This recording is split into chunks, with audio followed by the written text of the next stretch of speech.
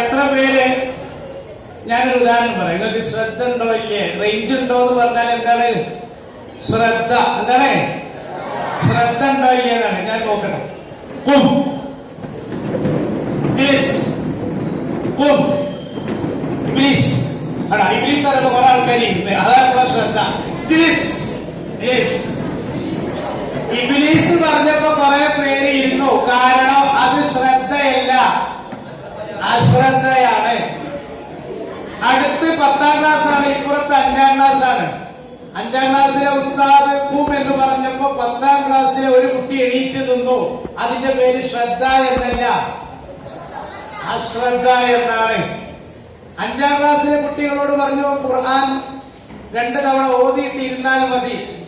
ഒരുത്തൻ മുള്ളുമ്മൽ നിൽക്കുന്ന പോലെയാണ് നിൽക്കുന്നത്. അപ്പോഴാണ് തൊട്ടടുത്ത 10ാം ക്ലാസ്സിലെ ഉസ്താദ് ആ കുട്ടികളോട് ഇജ്ലിസ് എന്ന് പറഞ്ഞത്. അപ്പൊ 5ാം ക്ലാസ്സിലെ ഫാത്തിമ പറയണേ ഇരിക്കാൻ പറഞ്ഞ ഉസ്താദ് ഇരിക്കടി എന്ന് പറഞ്ഞിട്ട് ഓള് 2 ആളെ ഓളും ഇരിക്കുകയും ചെയ്ത് അവളും ഇരിക്കുകയും ചെയ്ത്. ഇത് ശ്രദ്ധയാണോ അശ്രദ്ധയാണോ? എന്നാൽ നിങ്ങൾക്ക് എത്ര പേർക്ക് ശ്രദ്ധ ഉണ്ടെന്ന് അറിയാൻ പോവാണ്. ഞാനൊന്നും പറയൂല. ടവർ റെഡിയാണ്, ടവർ റെഡിയാണ്, കാണുന്നുണ്ടോ? സിഗ്നൽ റെഡിയാണ്. ഇനി ഇതിലേക്ക് പവർ പാസ് ചെയ്യേണ്ട ഒരു ആവശ്യമുള്ളൂ. പവർ പാസ് ചെയ്ത് കഴിഞ്ഞാൽ സ്റ്റാർട്ട് പറയും, പിന്നെ എപ്പോഴും സ്റ്റാർട്ട് പറയില്ല. പിന്നെ അത് ഈ ക്ലാസ് കഴിയുന്നത് വരെ ഇത് പവർ ഓൺ ആക്കിയിടും. മനസ്സിലായോ? ഞാൻ പിന്നെ എപ്പോഴും ഓൺ ആക്കിടാൻ പറ്റില്ല. കറന്റ് ചാർജ് ഒക്കെ കൂടിയില്ല, അർദ്ധരാത്രി മുതൽ കൂടി. കഴിഞ്ഞാൽ നമുക്ക് ഓഫ് ആക്കാം. പക്ഷെ ഇനി മുതൽ ഓൺ ആക്കാൻ പോവാണ്. Are you ready? നോക്കട്ടെ എത്ര പേർക്ക് ഇവിടെ നിന്നുള്ള സിഗ്നല് നിങ്ങളിലേക്ക് എത്തുന്നുണ്ട് നോക്കാൻ പോവാണ്. സ്റ്റാർട്ട്. ഇങ്ങനെ ആക്കുമ്പോ എണീറ്റ് നിൽക്കണം, ഇങ്ങനെ ആക്കുമ്പോ ഇരിക്കണം.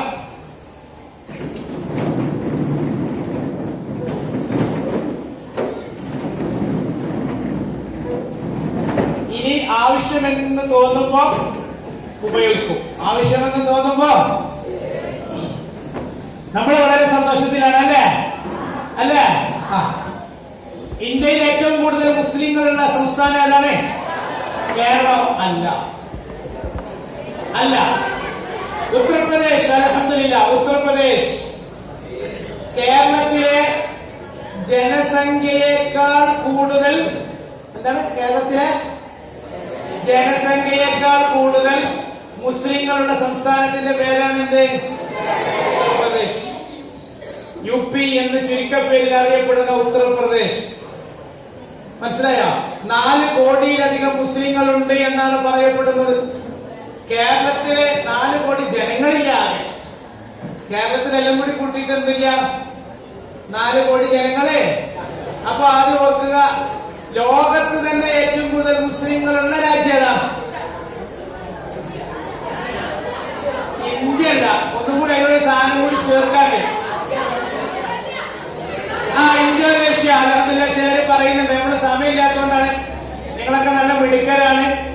ഞാൻ അങ്ങോട്ട് വന്നിട്ട് ക്ലാസ് എടുക്കേണ്ടത്. പക്ഷെ നമുക്കിവിടെ ഒരുപാട് പരിപാടികൾ നടക്കാനുണ്ട്. അതുകൊണ്ട് കൂടുതൽ നിങ്ങളെ ബുദ്ധിമുട്ടിക്കുന്നതിൽ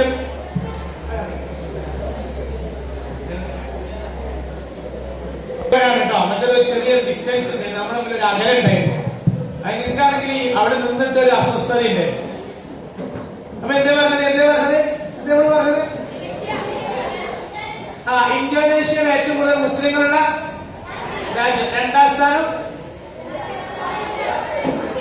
അല്ല, രാജ്യം ഇന്ത്യ. 2ാം സ്ഥാനം ഓരോന്ന് പറഞ്ഞാൽ ആരും പറഞ്ഞു. ഇവിടുന്ന് ആരോട് പറഞ്ഞത്? ഇന്ത്യ. ക്ലാസ്. ഇന്ത്യയുടെ 2ാം സ്ഥാനത്ത്. സൗദി അറേബ്യ അല്ല, പാകിസ്ഥാനല്ല, അറബ് രാജ്യങ്ങളല്ല. ഏതാണ്? ഇന്ത്യ. മറക്കുവാ? കുറെ പേര് അറിയുന്നവർ അവിടെ ഉണ്ട്. ചില ആൾക്കാർ തെറ്റോന്ന് കരുതിയിട്ട് ഉണ്ടാവില്ല. കുറെ ആൾക്കാർ ബസ് പോയിന്റ് ശേഷം കൈയാക്കാം. ബസ് കയറണേ പറയണോ? പറഞ്ഞതിന്റെ ശൈശം എനിക്ക് പറയും. എന്റെ നാവിന്റെ തുമ്പത്തുണ്ടായിരുന്നു. മുമ്പ് ടീച്ചർ ഒരു ചോദ്യം ചോദിച്ചു സയൻസിൽ. ഒരു കുട്ടി പറഞ്ഞു, ടീച്ചറെ അതിന്റെ ആൻസറിന്റെ നാവിന്റെ തുമ്പത്തുണ്ട്. വെറുതെ ചിലർ ഉണ്ടായിപ്പോ പറയും, ഒന്നും ഉണ്ടാവില്ല, വെറുതെ പറയും. അപ്പൊ ടീച്ചർ പറഞ്ഞു, പെട്ടെന്ന് തുപ്പിക്കാള നാവ് പൊള്ളും പറഞ്ഞു. കാരണം അതിന്റെ ആൻസർ സൾഫ്യൂരിക് ആസിഡ് ആണ്. അതൊക്കെ നാവിന്റെ തുമ്പത്തുണ്ടായ പൊള്ളൂലേ, അതുകൊണ്ട് വേറെ തുപ്പിക്കളഞ്ഞാളാണ് എന്ന് പറഞ്ഞ അങ്ങനെയുള്ളവരുണ്ട്. ആൻസർ അറിയുന്ന കുറെ പേര് ഇവിടെ ഉണ്ട്. പക്ഷെ അവസരം വരുമ്പോ ചാടി പിടിക്കും. അതിന് ചാടിക്കൊണ്ടേ ഇരിക്കണം. അതിങ്ങനെ വെറുതെ വിചാരിച്ചിരിക്കേണ്ട ആവശ്യമില്ല, ചാടിക്കൊണ്ടിരിക്കണം. അതിനകത്ത് കിട്ടുമ്പോൾ പിടിക്കണം. അതാണ് ഇവിടെ സിനാദ് ചെയ്തത്. മനസ്സിലായോ? അപ്പൊ അതുകൊണ്ട് ഇന്ത്യയാണ് 2ാം സ്ഥാനം. ഇന്ത്യയിൽ ഏറ്റവും കൂടുതൽ മുസ്ലിങ്ങളുടെ സംസ്ഥാനമാണ് ഉത്തർപ്രദേശ്. 2ാം സ്ഥാനം ഇന്ത്യയിൽ മുസ്ലിങ്ങളുള്ള 2ാമത്തെ സംസ്ഥാനം. അത് പിന്നെ ഏതായാലും കേരളവും അല്ല, അത് കേരളമല്ല, പശ്ചിമ ബംഗാളാണ്. ഏതാണ്? പശ്ചിമ ബംഗാളാണ്. 3.5 കോടിയോളം മുസ്ലിങ്ങൾ ഉണ്ട് എന്നാണ് കണക്ക്. പശ്ചിമ ബംഗാൾ അറിയോ? അവിടുത്തെ മുഖ്യമന്ത്രി ആരാന്നറിയോ? ആരാ? മമതാ ബാനർജി. അൽഹംദുലില്ലാഹ് നല്ല നല്ല കുട്ടികളുണ്ട്, നല്ല പത്രം വായിക്കുന്ന, നല്ല തിരിച്ചറിവുള്ള, ജനറൽ നോളജ് ഉള്ള മക്കളുള്ള സ്ഥലം. ഞാൻ ഇവിടെ പല പ്രാവശ്യം വന്നിട്ടുണ്ട്. അള്ളാഹു അനുഗ്രഹിക്കട്ടെ. അപ്പൊ 2ാമത്തെ ഏതാ പറഞ്ഞത്? അല്ല സംസ്ഥാനം പശ്ചിമ ബംഗാൾ. അവിടെയും ഏകദേശം കേരളത്തിലെ ജനങ്ങളുടെ അടുത്ത് വരും അവിടുത്തെ മുസ്ലിങ്ങൾ മാത്രം. 3ാം സ്ഥാനം 3ാം സ്ഥാനം. കേരളം മോശമാക്കണ്ട. 3ാം സ്ഥാനത്തും കേരളമില്ല. 3ാം സ്ഥാനത്തും കേരളം ആസാമാണ്. ഏതാണ്? ആസാമാണ്. 2.5 കോടിയിലധികം മുസ്ലിങ്ങളുണ്ട്. പിന്നെ ബീഹാറാണ്, 1.25 കോടിയോളം മുസ്ലിങ്ങൾ. പിന്നെ മഹാരാഷ്ട്രയാണ്, 1.5 കോടിയോളം മുസ്ലിങ്ങൾ. പിന്നെ ഇന്ത്യയിൽ തന്നെ മുസ്ലിങ്ങൾ ഭൂരിപക്ഷമുള്ള ഒരു സംസ്ഥാനമുണ്ട്. കേരളം എങ്ങനെ ആവാല്ല? അല്ല, കാരണം ആയിക്കൂടായൊന്നുമില്ല. കാരണം വെച്ചാൽ ഭൂരിപക്ഷം കേരളത്തിന്റെ ജനങ്ങൾ മറ്റു സംസ്ഥാനങ്ങളെക്കാൾ കുറവാണ്. പക്ഷെ അല്ല, ഇന്ത്യയിലെ സ്വർഗമെന്ന് വിശേഷിപ്പിക്കുന്ന സുന്ദരന്മാരും സുന്ദരികളുമുള്ള ഒരു പ്രദേശം ജമ്മു കാശ്മീർ. അത് പറഞ്ഞപ്പോ മനസ്സിലായി. ചിലർക്ക് അങ്ങനെ പറഞ്ഞാലും മനസ്സിലാവും. ജമ്മു കാശ്മീർ. ഏതാണ്? അത്യാവശ്യം ഞാൻ സുന്ദരനാണ്, സുന്ദരിയെന്ന് തോന്നുന്നു പെട്ടെന്ന് പറഞ്ഞു ജമ്മു കാശ്മീരിന്. എല്ലാവരും സുന്ദരന്മാരും അല്ലേ? ലഖദ് ഖലഖ്നൽ ഇൻസാന അഹ്സൻ തഖ്വീം. ലഖദ് ഖലഖ്നൽ ഇൻസാന ഫീ അഹ്സനി തഖ്വീം. കേട്ടില്ല? നമുക്ക് പറഞ്ഞത് ലഖദ് ഖലഖ്നൽ ഇൻസാന. എല്ലാരും സുന്ദരന്മാരായിട്ടാണ് പഠിച്ചത്. സ്ത്രീകൾ ശ്രദ്ധിച്ചോളൂ. ചിലർ പറയും മാൻപേടയുടെ കണ്ണുകളിൽ. മാനിന്റെ കണ്ണ് നിങ്ങൾക്ക് തന്നങ്ങൾക്ക് ഇഷ്ടപ്പെടുമോ? കുയിലിന്റെ ശബ്ദം മനുഷ്യന്മാർക്ക് കൊടുത്ത മനുഷ്യന്മാർക്ക് ഇഷ്ടപ്പെടുമോ? അതൊക്കെ വെറുതെ കവികൾ ഉടായ്പിന് പറഞ്ഞത്. അതിലൊന്നും ഒരു കാര്യമില്ല. സത്യല്ലേ? അങ്ങനത്തെ അല്ലേ പറയില്ലേ? എന്തൊക്കെ പറയും? റോസാപ്പൂവിന്റെ മനോഹരം. റോസാപ്പൂവിന്റെ കാര്യം നമ്മളിങ്ങനെ എന്നാൽ വൈകുന്നേരം വന്ന് വാടിപ്പോയാല് മനുഷ്യന് പകരം മനുഷ്യൻ മാത്രമേ. ഞാൻ സംഭവം പറയട്ടെ, കൂട്ടത്തിൽ പറയുമ്പോൾ വിഷയത്തിൽ മാറുന്നില്ല. പക്ഷെ വിഷയത്തിനുള്ളിൽ തന്നെ ചില ആളുകൾക്ക് ചില സൗന്ദര്യ സങ്കല്പമുണ്ട്. അള്ളാഹു തന്നതിനപ്പുറം ചില എക്സ്ട്രാ ഫിറ്റിങ്സ്. അള്ളാഹു തന്നത് ചിലത് കട്ട് ചെയ്തിട്ട് പല കോലത്തിനും വെക്കുന്ന അറിയാതെ അബദ്ധങ്ങളിൽ ചെന്ന് ചാടുന്ന ചില മനുഷ്യന്മാരുണ്ട്.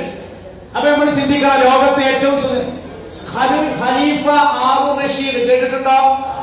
മഹാനാണ് അല്ലെ? വലിയ രാജാവാണ്. നല്ല ഇബാദത്ത് ചെയ്തിരുന്നു, നന്നായിട്ട് സദക്ക ചെയ്തിരുന്നു. എന്നാൽ ആ ചരിത്രം വായിക്കുമ്പോ ഒരു രാജാവ് എന്ന നിലയ്ക്ക് ചില അബദ്ധങ്ങളൊക്കെ സംഭവിച്ചതായിട്ട് അത് കാണാൻ പറ്റും. എന്നാൽ പോലും ഞാൻ അതിന് കഥ പറഞ്ഞിട്ടെ, അത് കാരണം പറയട്ടെ, അങ്ങനെ നമുക്ക് ഇതിന്റെ ബാക്കി പറയാം. കാരണം ഇത് നിങ്ങളെ പോലെയുള്ള നല്ല മക്കളുള്ള സദസ്സിൽ ഇത് വളരെ ഫിറ്റാണ് ഈ കഥ. അതുകൊണ്ടാണ് ഞാൻ ഈ പറയുന്നത്. അദ്ദേഹത്തിന്റെ ഒരു മന്ത്രി ഉണ്ടായിരുന്നു. ആരുടെ മന്ത്രി? സുൽത്താൻ ഹാറൂൻ റഷീദ്. നിങ്ങൾ പഠിക്കണോ സുൽത്താൻ ഹാറൂൻ റഷീദിനെ കുറിച്ചിട്ടൊക്കെ? ലൈബ്രറിയിലെ പുസ്തകങ്ങൾ പഠിക്കണം. അദ്ദേഹത്തിന്റെ പണി എന്താണെന്ന് വെച്ചാൽ ഈ പിന്നെ നിലാവുള്ള രാത്രിയിൽ മരുന്നാണ്ട് കിടക്കും. എന്നിട്ട് കിടന്നാണ്ട് ഉറങ്ങിയല്ല. ഈ മരുന്ന് കിടക്കുന്നത് തിന്ന് വയറിങ്ങനെ ഇമാമും നെഞ്ഞു മാമും ആയതുകൊണ്ടല്ല. പിന്നെ ഫാസ്റ്റ് ഫുഡ് ഇങ്ങനെ കയറ്റി വിട്ടിട്ട് ഇങ്ങനെ അങ്ങനെ മയങ്ങി കിടക്കല്ല. നക്ഷത്രങ്ങളൊക്കെ ഇങ്ങനെ നോക്കിയിട്ട് കവിത ഇങ്ങനെ ചൊല്ലും. നല്ല ഭാവന സമ്പുഷ്ടമായിട്ടുള്ള ഒരു വ്യക്തി. പുഴക്കരയിലൊക്കെ ഇരിക്കും. എന്നിട്ട് അതിന്റെ മനോഹാരിത കണ്ടിട്ട് അതിനെ കുറിച്ചിട്ട് കവിത ഉണ്ടാവും. പിന്നെ മനോഹരമായിട്ടുള്ള പച്ചപ്പുകൾ, ഹരിതാപമായിട്ടുള്ള ഇടങ്ങളിലേക്കൊക്കെ പോകാൻ ഇഷ്ടമാണ്. എന്നിട്ട് അവിടെ പോയിട്ട് അതിനെ കുറിച്ച് കവിത. ഒരു ദിവസം ഒരു 14 രാവിലെ പരിപൂർണ ചന്ദ്രനുള്ള ഒരു ദിവസം ഭാര്യയോടൊപ്പം അയാളിങ്ങനെ വാ ഒന്ന് നല്ല മനോഹരമായ കാഴ്ചകളൊക്കെ കാണാനാണ്. ഇതൊക്കെ എന്നിട്ട് പിരാന്ത് എഴുതാനും പറയാനുമില്ല. കാരണം ഭാര്യക്ക് അറിയാം. ഭാര്യയാണെങ്കിൽ ഒട്ടും കവിതയോട് ഇഷ്ടമില്ലാത്ത ആള്. ഇയാളാണെങ്കിലോ നടക്കുമ്പോഴൊക്കെ കവിത ഇങ്ങനെ നിമിഷ കവിയാണ്. അങ്ങനെ ഈ നിലാവുള്ള രാത്രിയില് ഭാര്യ മലർന്ന് കിടക്കാണ്, ഭാര്യ അടുത്തുണ്ട്. അപ്പോഴാണ് 14 രാവിലെ ചന്ദ്രൻ നോക്കിയിട്ട് അദ്ദേഹം ഇങ്ങനെ കവിത രചിക്കാൻ തുടങ്ങി. അപ്പൊ ഇങ്ങനെ അദ്ദേഹത്തിന്റെ വരികൾ ഇങ്ങനെ പുറത്തേക്ക് വന്നു.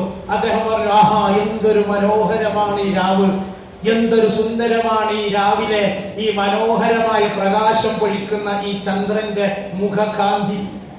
എന്നിട്ട് പറഞ്ഞു, ഭാര്യയുടെ മുഖത്ത് നോക്കിയിട്ട്, ഭാര്യയുടെ മുഖത്തേക്ക് ഇങ്ങനെ നോക്കൂ, ചന്ദ്രന്റെ നോക്കൂ, ഭാര്യയുടെ മുഖത്തേക്ക് ഇങ്ങനെ നോക്കൂ, അമ്പിളി മുഹമ്മദി നോക്കൂ. അമ്പിളി മാമൻ എന്ന് പറഞ്ഞാൽ നമുക്കുണ്ട് ശരിക്കും ഒരു കോലം കിട്ടുള്ളൂ അല്ലെ. ചന്ദ്രൻ എന്ന് പറഞ്ഞാൽ നമ്മള് ഏത് ചന്ദ്രൻ എന്നത്. ഇന്നലെ ചന്ദ്രനെ കണ്ടില്ല എന്ന് പറഞ്ഞപ്പോ എന്താ പറഞ്ഞതല്ലോ, ചന്ദ്രന് പനിയായിരുന്നു അതുകൊണ്ട് വന്നില്ല എന്ന് പറഞ്ഞു. നമുക്ക് അതാണ് ചന്ദ്രൻ. അങ്ങനെ ഇയാൾ പറഞ്ഞു, ആര് പറഞ്ഞു പെൺകുട്ടികൾ പ്രത്യേകിച്ച് കേട്ടോളെ, ആര് പറഞ്ഞു? ഈ രാജാവ് പറഞ്ഞു, മന്ത്രി പറഞ്ഞു, രാജാവിന്റെ ആറുഷീദിന്റെ മന്ത്രി പറഞ്ഞു ഭാര്യയോട്, പത്നിയോട് പറഞ്ഞു, നിന്റെ മുഖത്തിനാണോ സൗന്ദര്യം കൂടുതൽ, ഈ 14 രാവിലെ ചന്ദ്രനാണോ സൗന്ദര്യം കൂടുതൽ? കുടുങ്ങിയില്ലേ, ഒട്ട് കേസ് എന്ന് പറഞ്ഞിട്ട് ആളുകളല്ല. ഭാര്യ പറഞ്ഞു, മനുഷ്യർക്ക് എന്താ തീരെ ലെവലില്ല, അന്തല്യക്ക് ഏതിനായിരിക്കും സൗന്ദര്യം കൂടുതൽ? എന്നിട്ട് അയാൾ പറഞ്ഞു, 14 രാവിലെ ചന്ദ്രനേക്കാൾ മനോഹരമാണ് നിന്റെ മുഖമെങ്കിൽ നിനക്ക് നിന്നെ എനിക്ക് വേണം. അതല്ല, നിന്റെ മുഖത്തിനേക്കാൾ മനോഹരമാണ് 14 രാവിലെ പരിപൂർണ ചന്ദ്രനെങ്കിൽ പിന്നെ നമ്മൾ തമ്മിലുള്ള ബന്ധം ആലോചിക്കുന്നുണ്ട്. കവിത അങ്ങോട്ട് ഭാവന അങ്ങോട്ട് തലക്ക് പിടിച്ചിട്ട് അയാൾക്ക് ആകെ പിടുത്തം വിട്ടിട്ടില്ല. സംഭവം അങ്ങനെയാണ്. ചില ആളുകൾ അതിന് കഞ്ചാവ് അടിക്കണമെന്നൊന്നുമില്ല. അങ്ങനെ ഭാവനയുടെ ലോകത്തൊക്കെ ചിന്തിക്കുന്ന ഒരുപാട് കവികളൊക്കെ ഉണ്ട്. മനസ്സിലായി? ഖലീൽ ജിബ്രാന്റെ പുസ്തകങ്ങളൊക്കെ വായിച്ചിട്ടാരെങ്കിലും കേട്ടുകളാ? ഖലീൽ ജിബ്രാൻ അതൊക്കെ വായിക്കും, നല്ലതാണ്. അതുപോലെയുള്ള ഒരുപാട് ചിന്തകരും കവികളൊക്കെ ഉണ്ട്. അതിന്റെ കുറെ വായിക്കുമ്പോൾ കുറച്ചൊക്കെ നമുക്ക് പിടുത്തം കിട്ടും. ആദ്യം കുറുക്കനാമ കിട്ടിയ മാതിരി എന്താ കാണിക്കേണ്ടതെന്ന് വെച്ചിട്ട് കുറുക്കനാമ കിട്ടി ലാസ്റ്റ് വെള്ളത്തിലിട്ട് പൊതിരാൻ വേണ്ടിട്ട് വെള്ളത്തിലിട്ടില്ല, പിന്നെ കിട്ടില്ല, വൈകുന്നേരം വരെ കാത്തി. അത് നിങ്ങള് കുറുക്കനക്ക് വിശന്ന് നടക്കുമ്പോഴേ ഒന്നും കിട്ടില്ല. അപ്പോഴത്തെ ഒരു തോട് കുറച്ചത് നിന്നപ്പോ അതിന് കൈ കയറും. അപ്പൊ ഇതിന്റെ ഉള്ളിൽ സാധനം എന്ത് മനസ്സിലായി, എന്തായിട്ട് കിട്ടുന്നില്ല, കാരണം ഉള്ളിൽ കിട്ടൂല, കൈ കയറും. അപ്പോഴാണ് ആരോ പറഞ്ഞു, ഒരു കുരങ്ങ് പറഞ്ഞെടുത്തു, വെള്ളത്തിലിട്ടാല് പൊതിർന്നോളും, പൊതിർന്നാ പിന്നെ ഇട്ടിട്ട് തിന്നല്ലോ. മൂപ്പര് വെള്ളത്തിലിട്ട് അങ്ങനെ കാത്തിരിക്കും. രാവിലെ ഒരു 5 മണി മുതൽ 5 മണി വേണ്ടല്ലേ, 5 മണിക്കൊന്നും കുറുക്കന്മാർ പുറത്തിറങ്ങില്ല തോന്നുന്നുണ്ടല്ലേ, ഒരു 8 മണി കേട്ടാ, ഒരു 8 മണി മുതൽ വൈകുന്നേരം 5 മണി വരെ അങ്ങനെ ഇരുന്നു. എന്താ ഇരിക്കണേ, ആ പൊതിർത്തിട്ട് സാധനം കാണില്ല, അടിക്ക് പോയിക്കുന്നു തോന്നുന്നുണ്ട്. മൂപ്പര് കൊണ്ടെടുത്തൊക്കെ പോയിക്കണേ, മനസ്സിലായോ? അപ്പൊ എന്താ ഇവിടെ പറഞ്ഞത്? എന്റെ അടുത്ത് ഇങ്ങനെ ഒന്ന് പോയി എന്താ പറഞ്ഞത്? ഖലീൽ ജിബ്രാൻ പറയാൻ കാരണം അങ്ങനെ എന്താണ്, ഹാറൂൻ റഷീദിന്റെ മന്ത്രി പറഞ്ഞു, നിന്നെ വേണോ വേണ്ടേ? അത് പേടിച്ചു. മനുഷ്യർക്ക് നട്ടപ്പിരാന്താണ്. ഈ നട്ടപ്പാതിരാക്ക് ഈ മട്ടുപ്പാവിന്റെ മുകളിൽ വന്നിട്ട് നട്ടപ്പിരാന്ത് പറയുന്ന പൊട്ട മനുഷ്യ. ഭാര്യ പറഞ്ഞു, ഇത് പ്രശ്നമാവൂലേ? തലാഖിന്റെ വിഷയല്ലേ, മസലിന്റെ വിഷയം അവിടെ കിടക്കട്ടെ, ഏതാ മതബുകളൊക്കെ അവിടെ നിൽക്കട്ടെ. ഇത് പ്രശ്നമായാൽ ഈ വിഷയം ആരായിരിക്കും കൈകാര്യം ചെയ്യേണ്ടത്? ഏതെങ്കിലും ഫോണോലൊക്കെ കൈകാര്യം ചെയ്യലാണോ? ഉള്ള ലേഖകന്മാരും പത്രക്കാരും എന്തൊക്കെയാണെങ്കിൽ ചാനലുകാരും മുഴുവൻ വരും. ആ മന്ത്രിയുടെ ഭാര്യ തലാഖെല്ലാം പോകുന്നു, ഒഴിവാക്കാൻ പോകുന്നുണ്ട്, അവര് വരും. അല്ല, ഹാറൂൻ റഷീദിന്റെ കൊട്ടാരത്തിലെ ഏറ്റവും പ്രഗത്ഭരായ പണ്ഡിതന്മാരുണ്ടായിരുന്നു, വിശുദ്ധന്മാരുണ്ടായിരുന്നു, ചരിത്രകാരന്മാരുണ്ടായിരുന്നു. പണ്ഡിത സദസ്സ് വിളിച്ചു ചേർത്തു. ഭാര്യ ഓടി വന്നിട്ട് കരഞ്ഞിട്ട് രാജ്ഞിയോട് പറഞ്ഞു, നിങ്ങളെ രാജാവിന്റെ മന്ത്രി ഇന്നലെ പറഞ്ഞ് പിരാന്താണ്, നിങ്ങളെ ഭാഷ പറയട്ടെ, ഞാൻ പിരാന്താണ്, ഇന്നലെ പറഞ്ഞ വർത്താനങ്ങൾ കേൾക്കണം. ഇനി അദ്ദേഹം ഞാനും തമ്മിലുള്ള ബന്ധം ശരിയാവുമെന്നുള്ളതിന് എനിക്ക് പേടിയുണ്ട്. രാജാവിന്റെ ചെവിയിലെത്തി. രാജാവ് പണ്ഡിത സദസ്സ് വിളിച്ചുകൂട്ടി. വലാത്ത നടക്കുക ഇല്ല എന്നുള്ളതാണ് അവിടെ വിഷയം. വലിയ വലിയ ഇരുത്തം ചെന്ന പണ്ഡിതന്മാരുള്ള സദസ്സ്. ഓരോ പണ്ഡിതന്മാരും വിഷയം പഠിച്ചു. എന്താണ് സംഭവിച്ചതെന്ന് ചോദിച്ചു. ഓരോ പണ്ഡിതന്മാരും പറഞ്ഞു, സൗന്ദര്യം ഏതിന് തന്നെയാണ്? 14 രാവിലെ ശോഭയേറുന്ന മനോഹരമായിട്ടുള്ള, അല്ലെ, കണ്ണഞ്ചിപ്പിക്കുന്ന നയന മനോഹരമായിട്ടുള്ള 14 രാവിലെ ചന്ദ്രൻ പ്രപഞ്ചത്തിലെ അത്ഭുതമാണത്. സൂര്യനിൽ നിന്ന് പ്രകാശം സ്വീകരിച്ചിട്ട് നമുക്ക് പ്രകാശം തരുന്നു. അത് മനോഹരമാണ്. ചന്ദ്രനെ കുറിച്ച് എത്ര കവികളാ വർണ്ണിച്ചത്. അതുകൊണ്ട് ഇയാളുടെ ഭാര്യയേക്കാൾ സൗന്ദര്യം, ഭാര്യയുടെ മുഖത്തിനേക്കാൾ മനോഹാരിത ഏതിന് തന്നെയാണ്? ചന്ദ്രന് തന്നെയാണ്. സദസ്സാകെ പേടിച്ചു പോയി. സംഭവം കവിത വരുമ്പോ ആക്ക് കുറച്ച് വട്ട് വരുന്നുണ്ടെങ്കിൽ നല്ല മന്ത്രിയാണ്, നല്ല ഭാര്യയാണ്, നല്ല കപ്പിൾസാണ്, നല്ല ഭാര്യ ഭർത്താക്കന്മാരാണ്. എല്ലാവർക്കും വിഷമായി, കരച്ചിൽ വന്നു. തോഴിമാർക്ക്, രാജ്ഞിക്ക്, സ്ത്രീകൾക്ക് ഈ സദസ് ഇനിയിപ്പോ ഒരാൾക്ക് സംഭവിക്കുന്നതാണ്, വിധി വരാൻ പോവാണ്.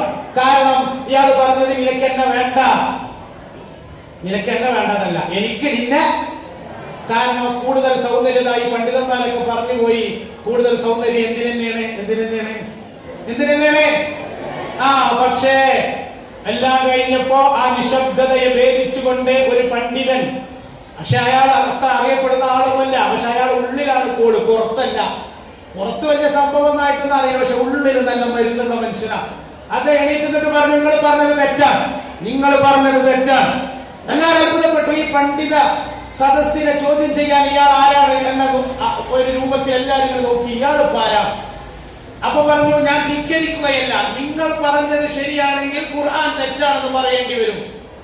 അതുകൊണ്ട് ഖുർആന്റെ അടിസ്ഥാനത്തിൽ ഞാൻ പറയുന്നു, വത്തീനി വസ്സൈതൂൻ വതൂരി സീനീൻ വഹാദൽ ബലദിൽ അമീൻ ലഖദ് ഖലഖനൽ ഇൻസാന ഫീ അഹ്സനി തഖ്വീം.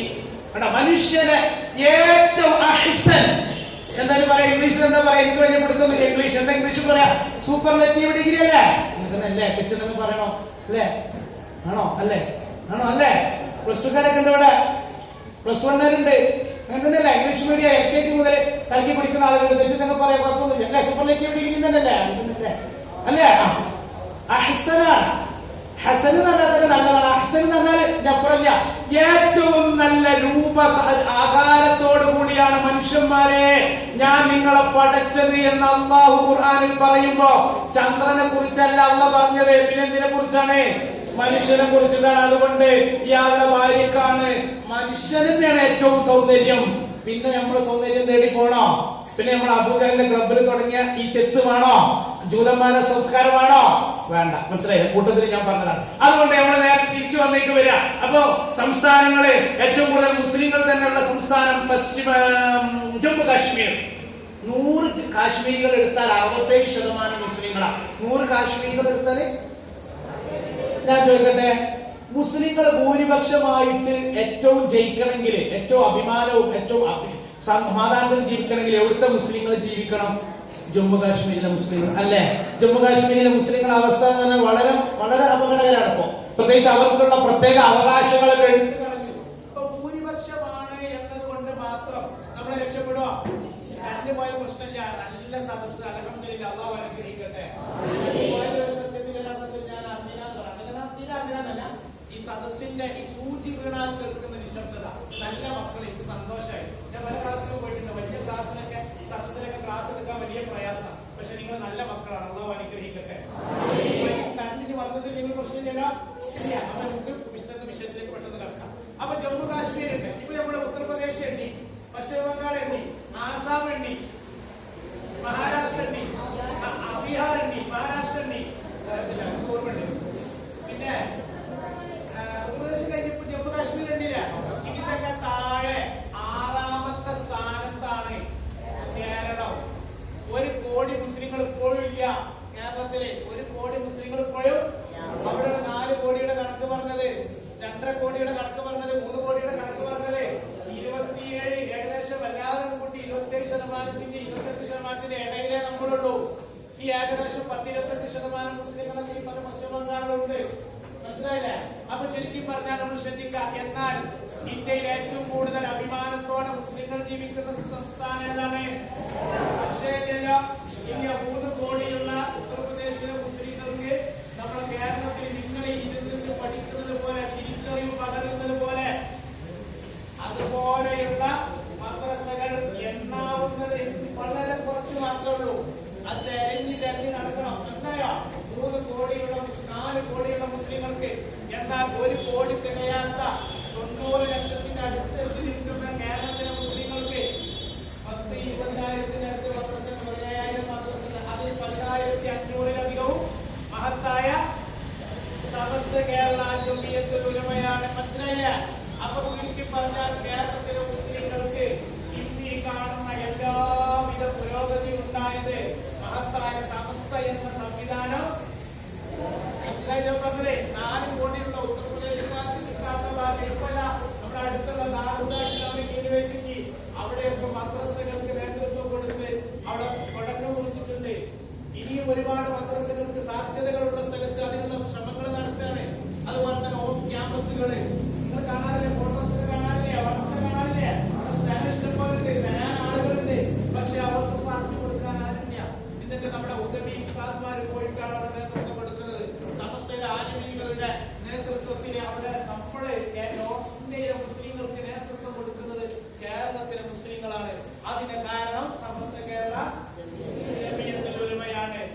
കാര്യം കൂടി പറഞ്ഞ് അവസാനിപ്പിക്കുകയാണ്. നമ്മൾ ഓർക്കുക, സമസ്ത എന്ന് പറയുന്ന പേര് പുതിയതാണെങ്കിലും അതിന്റെ ആദർശത്തിന് 1500ഓളം കൊല്ലം പഴക്കമുണ്ട്. കാരണം ഇസ്ലാമിലുമായി കേരളത്തിലേക്ക് വന്ന മാലിക് ദീനാർ കൂട്ടുകാരെല്ലാവർക്കും അറിയാലോ. അന്ന് റസൂലുള്ളാഹി സ്വല്ലല്ലാഹു അലൈഹി വസല്ലമയിൽ നിന്ന് അല്ലെങ്കിൽ സഹാബാക്കളിൽ നിന്ന് ദീന് പഠിച്ച് ഇവിടെ വന്നു. അങ്ങനെ അവർ മനോഹരമായി കൊണ്ടു നടന്നു. മഖ്ബൂറുമാരും ഖാദി പരമ്പരയും മഹാന്മാരൊക്കെ ദീൻ അതുപോലെ പഠിപ്പിച്ചു. കുറെ കാലം കഴിഞ്ഞപ്പോൾ കുറച്ച് ആൾക്കാർക്ക് തോന്നി ഇതിന്റെ വകയായിട്ട് എന്തെങ്കിലുമൊക്കെ ഇബ്ലീസ് പ്രവർത്തിച്ചു, ദീന് കുറച്ച് കൂട്ടണം. അപ്പൊ അവര് പറഞ്ഞു മഹാന്മാരെന്ന് പറഞ്ഞിട്ടുണ്ടെങ്കിൽ ഒക്കെ എന്റെ വായി തന്നെ എന്ന് പറഞ്ഞു. മനസ്സിലായില്ല? അമൃതങ്ങൾക്ക് പ്രത്യേകിച്ച് സ്ഥാനമോ ആരോ അമൃതങ്ങൾ മനസ്സിലായോ? വെച്ചാൽ എല്ലാവരും കണ്ട് അങ്ങനെയാണ് നമ്മൾ പഠിച്ചത്. അല്ല, മരണപ്പെട്ടാലും അവരുടെ മഹത്വം പോകുന്നില്ല. മഹാന്മാരെന്ന് പറഞ്ഞാൽ അങ്ങനൊന്നുമില്ല, മഹത്തായ സ്ഥലം എന്ന് പറഞ്ഞാൽ അങ്ങനൊന്നുമില്ല. അങ്ങനെ പ്രത്യേകിച്ച് മഹത്വം നമ്മളെല്ലാവരും എന്റെ വായി തന്നെ എല്ലാവരും പറഞ്ഞു. അവരെ നേതാക്കന്മാരും മറ്റൊക്കെ തിരുവങ്ങാടിയിലും MKRG വരെ മതിലെ എത്ര കട്ടിയുള്ള പുസ്തകം എന്റെ വീട്ടിൽ ഇപ്പോഴുണ്ട്. വായിക്കാതെ പഠിക്കണം. MKRGയുടെ അനുസ്മരണം എന്നാൽ നെബിന്റെ ഒരു മൗലിക കിതാബ് ഉണ്ടെങ്കിൽ അതാണ് അവരുടെ സ്വഭാവം. മനസ്സിലായേ? നെബിന്റെ മൗലിക, നെബിനെ കുറിച്ചിട്ട്, നെബിന്റെ മഹത്വങ്ങളെ, നെബിന്റെ സ്വഭാവ ഗുണങ്ങളെ, നെബി ജനിച്ചപ്പോഴുണ്ടായ അത്ഭുതങ്ങൾ പറഞ്ഞാൽ ഷിർക്ക് അങ്ങോട്ട് വരും. നമ്മുടെ ഇസ്ലാമിന് പുറത്തു പോകും. എന്നാ ഓരോ നേതാവിനെ കുറിച്ചിട്ട് മധുരയിട്ടായാലും അത് ചെയ്തു, ഇത് ചെയ്തു, ഇതിന്റെ പ്രവർത്തനങ്ങളൊക്കെ നടത്തിയിട്ട് അത് എഴുതാ വായിക്കാൻ ആവശ്യപ്പെട്ടു. ഇതാണ് ഇസ്ലാമ്. പെണ്ണുങ്ങൾ എന്താ ഒരു പുറത്തേക്കൊക്കെ നടക്കണം, പള്ളിക്കൊക്കെ പോകണം, എന്നാലൊക്കെ ഒരു മെജ കിട്ടുള്ളൂ, ഒരു കോലം കിട്ടുള്ളൂ. പെണ്ണുങ്ങളെ കൂടി പള്ളിക്കൊക്കെ കൊണ്ടുപോകണം. അങ്ങനെ ഒരു പള്ളിക്ക് കൊണ്ടുപോകണമെങ്കിൽ ശരിക്കും പറയാം. ഇങ്ങനെ ഓരോ കാര്യങ്ങളും അവരെ ആകെയുള്ള വർത്താനം പറയാം. ഓരോ വാപ്പി നരകത്തിന്, വല്യാപ്പി നരകത്തിന്, സുന്നികളൊക്കെ നരകത്തിന്, ഒരു കുറച്ച് ആൾക്കാർ മാത്രം പട്ടങ്ങളൊക്കെ മുഷിക്കുന്നത് എന്താ പറയാ? അമൃതങ്ങളെ വിളിച്ചാൽ ഇവിടെ എന്തായി പോയി? നരകത്തിന്റെ അടിയിൽ തട്ടി. മക്കയിലെ മുശ്രിക്കുകളെക്കാൾ പേച്ചവരാണ് സുന്നികളെന്ന് പറയുകയും എഴുതുകയും ചെയ്തവരാണ് വഹാബികൾ. അവരാണ് കേരളത്തിലെ മുസ്ലിങ്ങളെ ആദ്യമായി ഭിന്നിപ്പുണ്ടാക്കിയത്. പക്ഷേ സമസ്ത ഉള്ളതുകൊണ്ട് ആലോചിച്ച് നോക്കൂ. കേട്ടില്ല? മഹാനവറുകൾ അജ്മീർ കേന്ദ്രത്തിലെ പ്രവർത്തിച്ചത്. അദ്ദേഹത്തിന്റെ ജീവിതം കണ്ട് 1 കോടിയോളം അമുസ്ലിം സഹോദരന്മാർ ഇസ്ലാമിലേക്ക് വന്നു. ഒരു ഖാജ ഒരു വാളെടുത്തുകൊണ്ട് വേറെ ഇസ്ലാമിലേക്ക് വന്ന ഇസ്ലാമിലേക്ക് വരുമോ? അങ്ങനെ ഒരു ഇസ്ലാം ഉണ്ടോ? ഇല്ല. നമ്മുടെ ഭൂരിപക്ഷം ആളുകൾ എത്തിയിട്ട് ലോകം മുഴുവൻ നമ്മുടെ കയ്യിലാണെങ്കിൽ പോലും ഒരാളെ പോലും പേടിപ്പിച്ചിട്ട് ഇസ്ലാമിലേക്ക് കൊണ്ടുവരാനുള്ള പരിപാടി ഇല്ല. അങ്ങനെ 90 ലക്ഷത്തിലേക്ക് വന്നവരുടെ ജീവിതം കണ്ടുകൊണ്ടാണ്. അത് പഠിക്കണം, ചരിത്രമൊക്കെ പഠിക്കണം, ആദ്യത്തെ ചരിത്രമൊക്കെ പഠിക്കണം. പക്ഷെ അവിടെ അന്നത്തെ അല്ലെങ്കിൽ അതിന്റെ ചെറിയൊരു അംശം ഇസ്ലാമിലുണ്ടോ? ഇല്ല. നിസാമുദ്ദീൻ എക്സ്പ്രസ് നിങ്ങൾ കേട്ടിട്ടുണ്ടോ? നിസാമുദ്ദീൻ റെയിൽവേ സ്റ്റേഷൻ ഉണ്ട്. ഏതാണ് നിസാമുദ്ദീൻ? നിസാമുദ്ദീൻ ഔലിയാണ്. ഡൽഹിയിൽ അന്വേഷണം കൊള്ളുന്നു. മഹാനവറുകൾ ഒരു കാലത്ത് അവിടെ ഇസ്ലാമിന്റെ അഭിമാനമായിട്ട് ഉജ്ജ്വലമായിട്ട് പ്രവർത്തിച്ച ആളാണ്. പക്ഷെ മഹാനവറുടെ വഫാത്തായി നൂറ്റാണ്ടുകൾ കഴിഞ്ഞപ്പോൾ അവിടുത്തെ മുസ്ലിങ്ങളുടെ അവസ്ഥ വളരെ മോശമാണ്. അതുപോലെ മുത്തുപേട്ട, അക്കിളക്കര, ഏർവാടി, നാം ഇങ്ങനെ ഒരുപാട് എണ്ണമറ്റ മക്കുപറകൾ, എണ്ണിയാലെടുക്കാത്ത ആത്മീയ കേന്ദ്രങ്ങൾ കേരളത്തെക്കാൾ കൂടുതൽ കേരളത്തിന്റെ പുറത്താണ്. പക്ഷേ കേരളത്തെ പോലെ ഇസ്ലാമിക സംസ്കാരങ്ങൾ അവിടെ കാണുന്നില്ല. കാരണം അന്ന് ആ മഹാന്മാര് പഠിപ്പിച്ച ദീന് ഇന്ന് കൊണ്ടു നടക്കാൻ ആളുകളില്ല. മനസ്സിലായില്ലെങ്കിൽ? പക്ഷെ നമ്മൾ പോയി കൊണ്ടു നടക്കുന്നത് നമുക്ക് എന്തുകൊണ്ടുള്ളത് കൊണ്ടാണ്? സമസ്ത ഉള്ളത് കൊണ്ടാണ്. ഈ വഹാബികൾ തകർക്കാൻ നോക്കി.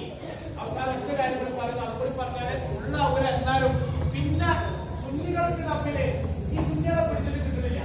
ഈ പണി സുന്നിക്ക് ഉള്ളിൽ കൂടെ വെളിച്ചത് കണ്ടില്ല. ഉള്ളിൽ കൂടെ പുറത്തുനിന്ന് ചെതല് കണ്ടാൽ നമുക്ക് എന്ത് ചെയ്യാൻ പറ്റും? നട്ടാൻ പറ്റും. ഉള്ളിൽ കൂടെ ചെതല് വന്നാൽ എപ്പോഴും അറിയാം. അത് പൊളിഞ്ഞു വീഴുമ്പോഴാണ് നോക്കേണ്ടി. നല്ല രസം ഉണ്ടാവും കാണാൻ. പക്ഷെ ആ വീട് കിടക്കുമ്പോ അതിന്റെ ഉള്ളിൽ ഒന്നും ഉണ്ടാവില്ല. നമ്മളങ്ങനെ കണ്ടിട്ടുണ്ടോ? ഉള്ളിൽ ചെതല് വന്നിട്ട് അല്ലേ? ആ പഴയ വീടുകളിലുള്ളവർക്ക് അനുഭവം ഉണ്ടാവും. അതിന്റെ പേരാണ് വെൺചെതല്. പക്ഷെ സമസ്തയിൽ അങ്ങനെ ചില ആൾക്കാർ ഉള്ളിൽ കൂടെ കടന്നു കയറി 1974 മറക്കണ്ട. 1974 AP അബൂബക്കർ മുസ്ലിയാരെ സമസ്തയിലേക്ക് കൊണ്ടുവന്നു. ആരൊക്കെയാണെന്ന് അറിയാം? അദ്ദേഹത്തിന്റെ ഉസ്താദ് KK അബൂബക്കർ താല്പര്യമായിരുന്നു. അങ്ങനെ ചെറുപ്പക്കാരനാണ്, നല്ല പ്രവാചകനാണ്. ആരെ ആകർഷിക്കാൻ പോകുന്ന വാക്സിദ്ധിയുള്ള ആളാണ്. അപ്പൊ അദ്ദേഹത്തിന്റെ ഉസ്താദ് KK അബൂബക്കർ നാമൂരി മാത്രമായിട്ടാണ് പോയപ്പോഴൊക്കെ പോയപ്പോ. പിന്നെ അതേപോലെ തന്നെ ശംസുലേമ എല്ലാവരെയും പ്രോത്സാഹിപ്പിക്കുന്ന, കഴിവുള്ളവരെയൊക്കെ പ്രോത്സാഹിപ്പിക്കുന്ന മഹാവ്യക്തിത്വത്തിന്റെ ഉടമയാണ് ശംസുൽ ഉലമ. വിശദീകരിക്കേണ്ട ആവശ്യമില്ല. ശംസുൽ ഉലമ പിന്നെ കണ്ണിയത്ത് ഉസ്താദിന്റെയും പിന്തുണയോട് കൂടിയിട്ടാണ് കാന്തപുരം എ പി അബൂബക്കർ മുസ്ലിയാർ സമസ്തയ്ക്ക് കൊണ്ടിരുന്നത്. കുറച്ച് കഴിഞ്ഞപ്പോൾ തന്നെ മൂപ്പർക്ക് അസുഖം തുടങ്ങി. അഖില കേരള എന്നൊരു സംഘടന ഉണ്ടാക്കിയ സമസ്തയ്ക്ക്. അതിന് മുമ്പ് അതിലൊക്കെ പ്രവർത്തിച്ചിരുന്ന ആളാണ്. 1989 ആയപ്പോ മൂപ്പർക്ക് ഇങ്ങനെ ഓരോ അഭിപ്രായങ്ങള്. ഞാന് മരത്തിനെക്കാട്ടി വലിയ കൊമ്പാണെന്ന് മൂപ്പർക്ക് തോന്നി. നമ്മള് കാര്യങ്ങൾ മനസ്സിലാക്കുമ്പോ വിഷയങ്ങൾ പഠിക്കണമല്ലോ, അല്ലാതെ വ്യക്തിയെ കുറ്റം പറയില്ല, ചിലപ്പോൾ പറയേണ്ടി വരും മനസ്സിലാക്കാൻ വേണ്ടി. അപ്പൊ അയാൾക്ക് തോന്നി കണ്ണിയത്ത് ഉസ്താദിനെക്കാട്ടി വലിയ ആളാണ് ഞാന്, ശംസുൽ ഉലമയെക്കാട്ടി സംഭവമാണ് ഞാന്. ആരാ? കെ.കെ. അബൂബക്കർ ഹസ്രത്ത് നേരെ ഉസ്താദാണ്. ഈ കെ.കെ. അബൂബക്കർ ഹസ്രത്തിന്റെ ഉസ്താദാണ് ശംസുൽ ഉലമ. ശംസുൽ ഉലമയുടെ ഉസ്താദാണ് കണ്ണിയത്ത് ഉസ്താദ്. ഈ 3 ഉസ്താദുമാരെ നിലനിൽക്കെ ഇയാൾ പറയുകയാണെങ്കിൽ കുറച്ച് ആൾക്കാരൊക്കെ കൂട്ടിച്ച് ഇത് പോരാ, കുറച്ചും കൂടി സ്ട്രോങ്ങാണ്, ഒരു പോരാ, ഒരത്ര ശരി പോരാ, ഇപ്പോഴത്തെ സുന്നത്തിയമാർക്ക് പോരാ. ഒരാൾക്കാർ ലേഖനം എഴുതി പ്രസംഗിച്ചു. ഇന്ന് വരെ പണ്ഡിതന്മാരെ തികഴ്ത്തി വഹാബികൾ മാത്രമാണ് സംസാരിച്ചത്. വഹാബികൾ എല്ലാവർക്കും വെറുപ്പായിരുന്നു. അങ്ങാടികളിലൊക്കെ സ്റ്റേജ് കെട്ടിയിട്ട് ശംസുൽ ഉലമയെ പോലെയുള്ള മഹാരഥന്മാരെ മോശമാക്കി ഈ വിഘടിതര് ഏത് വിഭാഗം അവരാണ് കൂടുതൽ പിന്നെ പ്രശ്നം ഉണ്ടാക്കിയത്. അവരാണ് ചുമര് വെച്ചിട്ട് മദ്രസകൾ രണ്ടാക്കിയത്.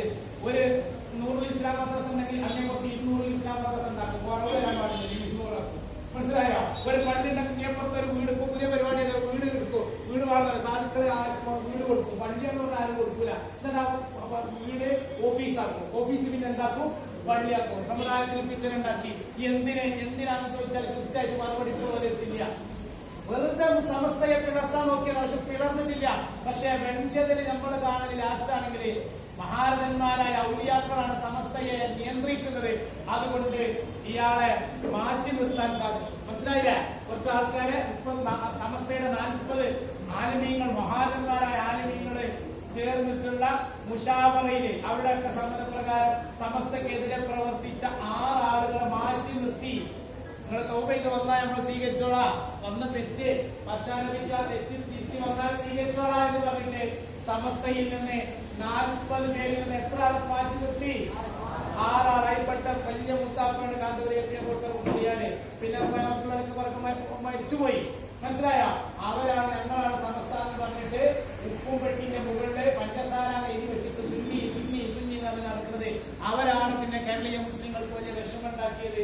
അവർക്ക് ഏറ്റവും പ്രധാനം എന്താണെന്നറിയോ? പൈസ ഉണ്ടാക്കലാണ്, സ്വന്തം കാര്യം നോക്കലാണ്. ഗവൺമെന്റ് ഇവിടൊക്കെ ഒരു ഫ്ലക്സ് വെച്ചിനി വലിയ പള്ളിന്റെ ഓർമ്മ ഉണ്ടാക്കിയെങ്കിലോ 40 കോടിയുടെ പള്ളി, ഇന്നലെ ആ പള്ളി ഉണ്ടായിട്ടില്ല. പക്ഷെ വലിയ വലിയ ബിസിനസ് സംവിധാനങ്ങളൊക്കെ പോയിട്ടുണ്ടായിരുന്നു. മനസ്സിലായില്ലേ? അപ്പൊ അതുകൊണ്ട് ഞാൻ അവസാനിപ്പിക്കുന്നത്, നമ്മൾ ഓർക്കുക, നമ്മുടെ നാവായത്, നമ്മുടെ ലോകത്തിന് അത്ഭുതമായത് സമസ്ത ഉള്ളത് കൊണ്ടാണ്. ആ സമസ്ത ഇല്ലായിരുന്നുവെങ്കിൽ നമ്മുടെ ഉത്തർപ്രദേശിലെ മക്കളെ പോലെ ആ അല്ലാഹു കാത്ത് രക്ഷിക്കട്ടെ. ഇപ്പൊ നമ്മൾ അവിടെ നേതൃത്വം കൊടുക്കുന്നിടത്തേക്ക് നമ്മളെത്തി. സമസ്ത ഉണ്ടെന്ന് പറഞ്ഞാൽ ഇസ്ലാം ഉള്ളത് കൊണ്ടാണ്. യഥാർത്ഥ പ്രവാചകൻ മുഹമ്മദ് മുസ്തഫ സല്ലല്ലാഹു അലൈഹി വസല്ലമയുടെ പാരമ്പര്യം